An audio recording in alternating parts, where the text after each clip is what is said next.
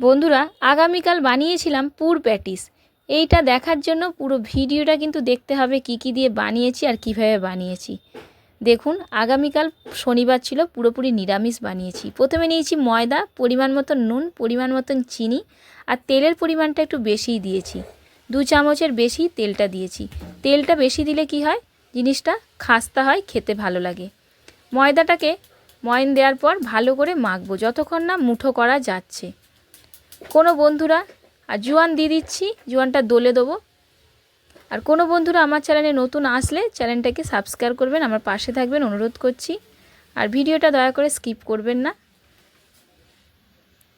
মুঠো করা যাচ্ছে মানে ময়নটা পারফেক্ট তৈরি হয়েছে। এবারে উষুম গরম জল নিয়ে মেখে নেবো ময়দাটাকে। অল্প অল্প জল দেবো আর মাখবো। সব জল দিয়ে দিলে হয়তো পাতলা হয়ে যাবে, তার জন্য অল্প অল্প দিচ্ছি আর মাখছি। ডো তৈরি হয়ে গেছে। ডোটাকে আধ ঘন্টার জন্য রেস্টে ছেড়ে দিলাম। কাঁচা আলু 4 পিস নিয়েছি, গ্রেট করে নিচ্ছি। কড়া বসিয়ে দিয়েছি, সাদা তেল দিয়ে সাদা জিরে দিয়ে দিচ্ছি। তারপরে দিয়ে দেবো কস্তুরি মশলা।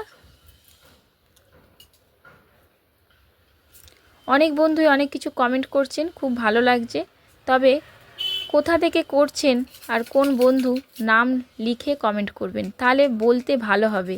আপনাদের নামটাও ভিডিওতে বলবো, আর আমিও জানবো কোথা থেকে কোন কোন বন্ধু আমার ভিডিওগুলো দেখছেন। খুব ভালো লাগবে তাহলে। কস্তুরি মশলাটা ভাজা হয়ে গেছে। এরপর দিয়ে দেবো গ্রেট করা আলু। আর ভিডিওটা দেখার পর অবশ্যই একটা লাইক দেবেন। আপনাদের একটা লাইক, একটা কমেন্ট আমি কিন্তু অনেক আশা করি। অনেক পরিশ্রমের পর ভিডিও বানাই তো খুব ভালো লাগে। আপনারা যদি একটা কমেন্ট, একটা লাইক করেন, খুব মজা লাগে। এরপর দিয়ে দিচ্ছি পরিমাণ মতন হলুদ গুঁড়ো, লঙ্কা গুঁড়ো, নুন।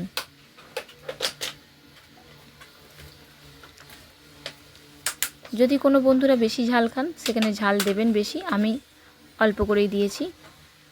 এরপর টমেটো কুচিটা না ভুল করে এখন দেওয়া হয়েছে। আপনারা যখন ট্রাই করবেন কস্তুরি মশলার ওপরে টমেটো কুচিটা দেবেন। আর পুরটা যখন ভাজবেন গ্যাসটাকে মিডিয়াম করে দেবেন। দেখুন পুরটা পুরো ভাজা হয়ে গেছে, তৈরি। এবারে ডোটা যে তৈরি করে রেখেছিলাম সেখান থেকে অল্প করে নিয়ে ভালো করে আবার দলাই মলাই করে নিলাম। নিয়ে লুচির মতন লেচি কেটে নেব।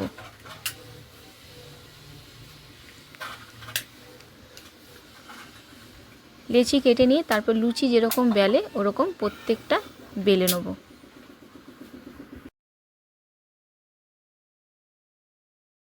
ওপরে দিয়ে দিলাম তেল, তেল দিয়ে বেলে নেব। যেরকম লুচি বেলি সেরকমই লুচি বেলে নিচ্ছি।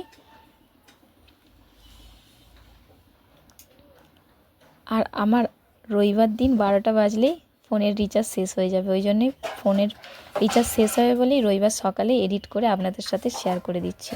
এরকম লুচি ছান্তা প্রত্যেকের বাড়িতেই থাকে। একটা লুচি নিয়ে অল্প করে চাপ দেবেন, দিয়ে তারপরে পুরটা দিয়ে এক সাইড নিয়ে আরেক সাইডে চেপে দেবেন মুখটা। দেখবেন পুরটা আর বেরোবে না এরকমভাবে চেপে দিলে। আর এই ছান্তায় করলে ডিজাইনটা সুন্দর হবে। প্রত্যেকের বাড়িতে এই ছান্তা রয়েছে, অসুবিধা হবে না। হালকা করে চাপ দেবেন প্রত্যেকটা লুচির মধ্যে, দেখবেন খুব সুন্দর ডিজাইন হচ্ছে।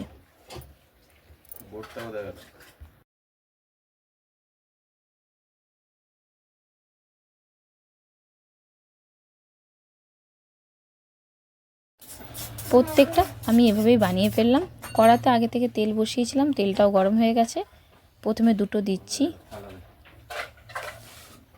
আর সত্যি কথা বলতে এখনকারের বাচ্চা বড় সবাই কিন্তু মুখরোচক খাবার খেতে ভালোবাসে।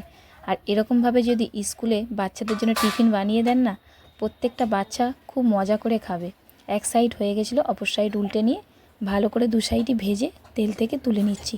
কিন্তু খুন্তি দিয়ে তুলতে গেলাম, পড়ে গেল। তারপরে ছান্তা দিয়ে তোলার চেষ্টা করব। অবশ্যই কিন্তু ভিডিওটা দেখার পর আপনারা ট্রাই করবেন বাড়িতে। মুখরোচক খাবার খেতে প্রত্যেকেই ভালোবাসেন, আর আশা করি ভালো লাগবে। সস দিয়ে খাবেন, খুব ভালো লাগবে। প্রত্যেকটা আমি এভাবেই ভেজে নিচ্ছি।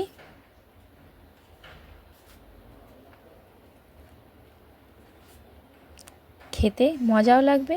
আর সত্যি কথা, নিজে হাতে বানানো মুখরোচক খাবার খুব মজা। ভিডিওটা এখানের মতনই শেষ, পরের ব্লগে দেখা হবে, বাই।